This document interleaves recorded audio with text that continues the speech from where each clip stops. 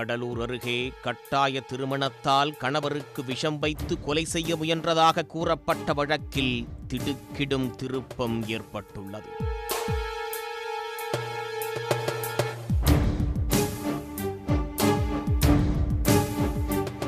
கணவரே விஷம் குடித்துவிட்டு நாடகமாடியது சிசிடிவி காட்சி மூலம் தெரிய வந்துள்ளது. கடலூர் அருகே உள்ள அயன் கருவேப்பம்பாடியைச் சேர்ந்த கலையரசன் என்பவர் கடலூர் சிப்காட் பகுதியில் உள்ள தொழிற்சாலையில் பணிபுரிந்து வருகிறார். கடந்த ஜனவரி மாதம் 26ஆம் தேதி குறிஞ்சிப்பாடி அருகே உள்ள ஆடூர் அகரம் பகுதியைச் சேர்ந்த பெண் ஒருவருக்கும் கலையரசனுக்கும் திருமணம் நடைபெற்றது. திருமணத்திற்கு பிறகு கலையரசனை பிடிக்கவில்லை என்று மனைவி கூறியுள்ளார். மேலும் தான் திருமணத்திற்கு முன்பு வேறொரு நபரை காதலித்து வந்ததாகவும் அவருடனேயே வாழ விருப்பப்படுவதாகவும் தெரிவித்திருந்தார். இந்த தகவல் தன்னுடைய குடும்பத்தினருக்கு தெரிந்தும் தன்னை கட்டாய திருமணம் செய்து வைத்து விட்டதாக கலையரசன் மனைவி கூறியுள்ளார். இதனால் கணவன் மனைவிக்கிடையே மன வருத்தம் ஏற்பட்ட நிலையில் அதன் பிறகு சில நாட்களில் மனைவி அவருடைய தாய் வீட்டிற்கு சென்று விட்டார்.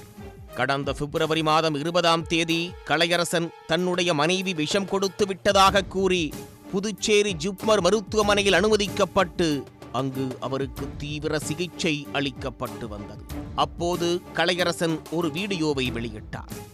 மருத்துவமனையில் இருந்தபடியே பேசி அவர் வெளியிட்ட வீடியோவில் தன்னுடைய மனைவி தனக்கு குளிர்பானத்தில் விஷம் கலந்து கொடுத்த காரணத்தால் தான் தற்போது உயிருக்கு ஆபத்தான நிலையில் மருத்துவமனையில் சிகிச்சை பெற்று வருவதாக அவர் தெரிவித்திருந்தார். மாசா கொடுங்க அப்படின்னு சொல்லிட்டு குடிச்சிட்டு குடிக்கும்போது என்னம்மா கசக்கிற மாதிரி இருக்குது அப்படின்னு கேட்டது.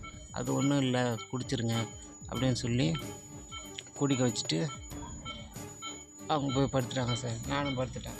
இந்த சம்பவம் பெரும் பரபரப்பை ஏற்படுத்தியது. இது குறித்து புதுச்சத்திரம் போலீசார் வழக்கு பதிவு செய்து விசாரணை நடத்தினர். கலையரசனின் மனைவி மற்றும் மனைவியின் குடும்பத்தினரிடம் மேற்கொண்ட விசாரணையில் விஷம் கொடுத்த சம்பவத்திற்கும் கலையரசன் மனைவிக்கும் எந்த தொடர்பும் இல்லை என்பதை போலீசார் கண்டுபிடித்தனர். கலையரசன் குடித்த பூச்சி மருந்து எங்கிருந்து வாங்கப்பட்டது என்பதை ஆய்வு செய்த போது உரக்கடை ஒன்றில் வாங்கப்பட்டது உறுதி செய்யப்பட்டது. தொடர்ந்து போலீசார் அந்த கடையிலிருந்த சிசிடிவி காட்சிகளை பார்த்தபோது கலையரசனே வந்து அந்த மருந்தை வாங்கிச் சென்றது கண்டுபிடிக்கப்பட்டது. அதன் பிறகு கலையரசன் யார் யாரோடு செல்போனில் பேசினார் என்ற தகவல்களை எடுத்து கலையரசனின் நண்பரை அழைத்து விசாரித்துள்ளனர். கலையரசன் மருந்தை குடித்துவிட்டு தனக்கு போன் செய்ததாகவும் அப்போது என்னுடைய மனைவியை பழிவாங்குவதற்காகவே மருந்தை குடித்து விட்டேன் என்றும் மேலும் தன்னுடைய 2 சக்கர வாகனத்தில் இருந்த மருந்து டப்பாவை எடுத்து காட்டியதாகவும் அவர் கூறியுள்ளார். இந்த நிலையில் கடந்த 17 நாட்களாக புதுச்சேரி ஜிப்மர் மருத்துவமனையில் சிகிச்சை பெற்று வந்த கலையரசன் இன்று காலை உயிரிழந்து விட்டார்.